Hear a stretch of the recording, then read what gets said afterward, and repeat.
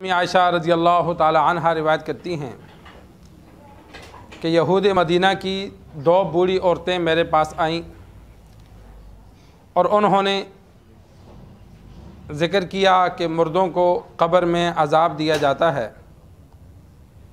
तो मैंने उनकी तकज़ीब की और उनकी तस्दीक करने को मेरा दिल न चाहा।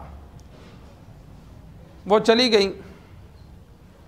सरकार दो आलम सल्लल्लाहु अलैहि वसल्लम तशरीफ़ लाए।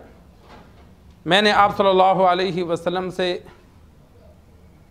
उन दो बूढ़ी औरतों की बातों का पूरा वाक़या सुनाया कि ऐसे वो आई थीं और उन्होंने बातों बातों में ये बात भी की कि मुर्दों को कब्र में अज़ाब दिया जाता है। तो सरकार दो आलम सल्लल्लाहु अलैहि वसल्लम ने फरमाया, हाँ, मुर्दों को अज़ाब कब्र दिया जाता है। इंसान और जिन्नात के अलावा तमाम मखलूक़ात उस अज़ाब को सुनती है। अम्मी आयशा रज़ी अल्लाह ताला अन्हा फरमाती हैं, इसके बाद मैंने आप सल्लल्लाहु अलैहि वसल्लम को नमाज के बाद कब्र के अज़ाब से पनाह मांगते देखा। इमाम बुखारी रहमहुल्लाह ने बाब बांधा है कि अज़ाब कब्र से पनाह मांगी जाए। सरकार दो आलम सल्लल्लाहु अलैहि वसल्लम ने मुख्तलिफ़ चीज़ों से, दुनिया के फितनों से, दुनिया के बाद के अज़ाबों से पनाह मांगी। उनमें एक कब्र भी है। इंसान जब दुनिया से चला जाए, इंसान और जिन्नात ये दो मुकल्लफ़ हैं, दीगर मखलूक़ात मुकल्लफ़ नहीं है। तो जब ये दो मुकल्लफ़ हैं तो ये दुनिया से जाते हैं तो मट्टी में मिल नहीं जाते, बल्कि ये अगले जहाँ मुंतकिल होते हैं। इंसान एक जहाँ से दूसरे जहाँ मुंतकिल होता है, वो बेजान नहीं हो जाता।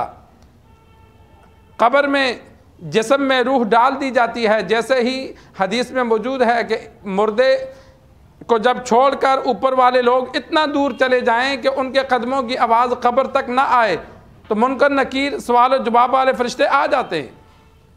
नेक बंदा हो तो उसको जन्नत की नेमतें मिलती हैं, बुरा बंदा हो तो उस पर अजाब मुसल्लत कर दिया जाता है। काफिर है, मुनाफिक है। हदीस में मौजूद है आप सल्लल्लाहु अलैहि वसल्लम का फरमान, एक में 99, एक में 70 अज़दहा उस पर मुसल्लत किए जाते हैं जो उसको डसते हैं। और फरमाया जहरीले कितने कि अगर एक अज़दहा ज़मीन पर फूंक मार दे तो क़यामत तक ज़मीन पर सब्ज़ा ना उगे। एक जगह पे नहीं, पूरी ज़मीन पर वो इतने जहरीले हैं कि अगर वो सिर्फ फूंक मार दें ज़मीन पर तो ज़मीन इतनी बेजान हो जाए कि क़यामत तक दोबारा ज़मीन पर फसल ना उगे, सब्ज़ा ना उगे। इतने जहरीले जो क़यामत तक डसते रहेंगे।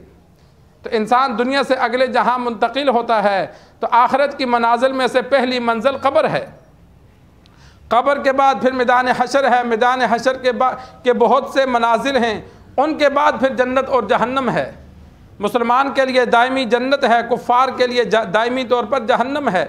और गुनहगार मुसलमानों को जिनको अल्लाह ने माफ़ नहीं किया, कुछ अरसा जहन्नम में अजाब अपना भुगत कर फिर उनके लिए जन्नत है।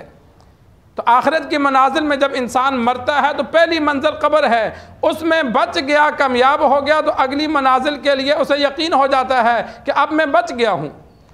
और अगर कब्र में पकड़ा गया तो फिर अगले जहाँ में और उसके लिए मुश्किलात हैं। उस्मान गनी रज़ी अल्लाह ताला अन्हु इसी वजह से कब्रिस्तान का ज़िक्र होता या कब्रिस्तान जाते तो बहुत रोते। तो किसी ने पूछा, आखिरत के ज़िक्र से इतना नहीं रोते, कब्रों को देखकर इनके ज़िक्र से बहुत रोते हो? तो आगे से जवाब दिया, यही तो पहली मंजिल है। इसी में तो पता चल जाएगा कि मेरा इंजाम आगे क्या होना है। अच्छा हूँ, बुरा हूँ, किस हाल में दुनिया से आया हूँ, कितने आमाल लेकर आया हूँ, अच्छे लेकर आया हूँ, बुरे लेकर आया हूँ। तो कब्र को इंसान, सरकार दो आलम सल्लल्लाहु अलैहि वसल्लम ने फरमाया, उन दो बूढ़ी औरतों ने, असल में तौरात और इंजील में भी अहकामात थे, अगले जहाँ का भी जिक्र था, जन्नत जहन्नम का भी जिक्र था, पेशन गोइयाँ भी थीं, अहकामात भी थे। तो बाद अहले किताब को इल्म था, तो बाद बातें वो तौरात इंजील की सरकार दो आलम सल्लल्लाहु अलैहि वसल्लम के सामने या सहाबा के सामने करते। जो बातें सहाबा ने ना सुनी होती तो वो उनको अजीब लगती।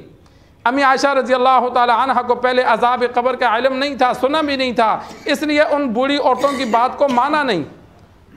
फिर जब आप सल्लल्लाहु अलैहि वसल्लम ने उन दोनों बूढ़ी औरतों की तस्दीक की कि उन्होंने सच कहा है कि जो गुनाहगार लोग मरते हैं कब्र में उनको अज़ाब दिया जाता है, हमारे यहाँ जो एक गलत ख्याल पाया जाता है, बाज़ लोग कहते हैं जब मर जाएंगे तो देखी जाएगी, या आगे से कह देते हैं अगला जहाँ किसने देखा। भाई अल्लाह से मुकाबला करना है कि मर जाएंगे देखी जाएगी जब सामने आएगा? नहीं, अल्लाह से मुकाबला नहीं हो सकता। या बात कहते हैं जी मर जाएंगे मट्टी में मिल जाएंगे, मट्टी में नहीं मिलना, वहाँ नेमतें मिलेंगी या अजाब मिलेगा। ये मट्टी में मिलने वाली बात गलत है। इंसान का जिस्म मट्टी में मिल जाता है लेकिन वो हमारी नज़रों में मिलता है, आखिरत की आलम बरज़ख की नज़रों में वो मट्टी में मिला हुआ नहीं है। अगर वो नेक है तो वो जन्नत की नेमतों से फ़ायदा उठा रहा है, अगर बुरा है तो उसको जहन्नम से अजाब पहुँच रहा है। चाहे उसको दरिंदे खा जाएं, चाहे समुंदर में बहा दिया जाए, अल्लाह कादिर मुतलक है। इंसान जहाँ भी हो, चाहे इंसान दूसरे खा लें, अल्लाह उसकी रूह से सवाल जवाब भी करता है, उसको अजाब भी मिलता है, हमें महसूस ना हो। जिस तरह बाद लोग खा जाते हैं, बच्चों को खाते हैं, मुर्दों को खा जाते हैं, तो वो जो मर गया उस पर अजाब कब्र शुरू हो जाता है, चाहे किसी के जिस्म में मौजूद क्यों ना हो।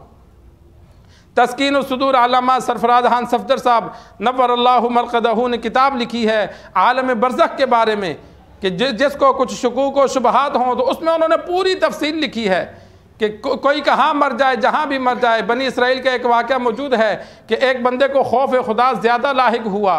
उसने कहा कि अल्लाह तबारक व तआला अगर मुझे अजाब देगा तो मुझे सबसे ज़्यादा अजाब देगा। तो बच्चों को वसीयत की कि मैं मर गया तो मुझे दफनाना नहीं है, मुझे जला देना, और मेरी खाक को समुंदर में और जब आंधी आए तो जंगल में उड़ा देना। बच्चों से पक्का वादा लिया तो बच्चों ने बाप की बात पर अमल किया, जला दिया, आधी खाक को समुंदर में, आधी को जंगल में उड़ा दिया। जब ऐसा किया तो अल्लाह के यहाँ तो कोई मुश्किल नहीं, अल्लाह तबारक व तआला ने समुंदर को हुक्म दिया खाक बाहर, जंगल को हुक्म दिया खाक इकट्ठी, बंदा तैयार। अल्लाह तबारक व तआला ने फरमाया ये तूने क्या किया, अपने साथ ऐसा करने का क्यों हुक्म दिया? उसने कहा या अल्लाह आपके सामने आने से डर लग रहा था। अल्लाह ने फरमाया जो मुझसे डरता है मैं माफ़ करता हूँ, जा तुझे माफ़ कर दिया। तो अल्लाह कादिर मुतलक है, हमारे ज़रात जिधर भी चले जाएं अल्लाह का हुक्म होता है इकट्ठे हो जाओ, वो सामने आ जाते हैं, बंदा तैयार हो जाता है। तो ये जिस्म के टुकड़े होते हैं, रूह के टुकड़े नहीं होते। रूह तो सलामत रहती है, और आलम बरज़ख में सज़ा और जज़ा जो है वो रूह को मिलती है, उसके हवाले से जिस्म को तकलीफ़ पहुँचती है।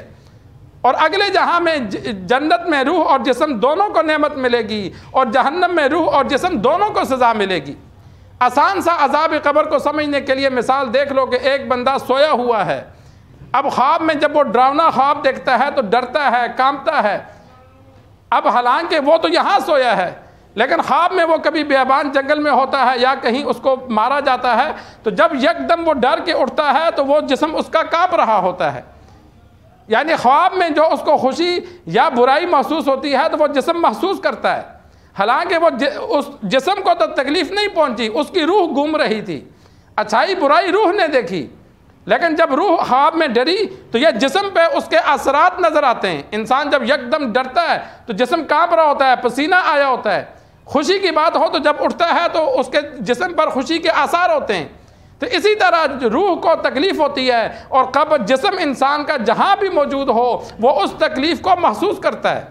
जिस्म और रूह का आपस में अल्लाह ने ताल्लुक़ रखा होता है, वो ताल्लुक़ बिल्कुल ख़त्म नहीं होता। रूह जहाँ भी होगी उसको अजाब होगा, जिस्म महसूस करेगा। और रूह अगर जन्नत में होगी, नेमतें उनकी फरावानी को इस्तेमाल कर रही होगी, तो बदन उससे राहत महसूस करेगा।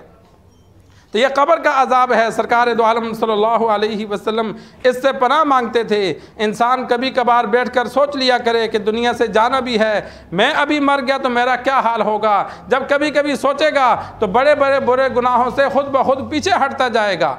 आखिरत का खौफ होगा, अल्लाह का खौफ दिल में आएगा तो उसकी वजह से गुनाहों को छोड़ेगा, नेकी के काम करेगा। और जो अल्लाह से डर जाता है तो अल्लाह का वादा है वलिमन खाफ मकाम रब्बिही जन्नतान, जो मुझसे डर गया मैं उसे 2 जन्नतें अता करूँगा। व अम्मा मन खाफ मकाम रब्बिही व नहन नफ्स अनिल हवा फ़इन्नल जन्नत हियल मअवा। अल्लाह ने फरमाया जो मेरे पास आने से डर गया और अपने आप को गुनाहों से रोकेगा, मैं उसे जन्नत अता करूँगा। तो ये अल्लाह का जब खौफ होगा तो इंसान बुरे आमाल से रुकता है। तो अल्लाह से दुआ है अल्लाह तबारक व तआला हमें दीन सीख कर समझ कर अमल करने की तौफीक अता फरमाए।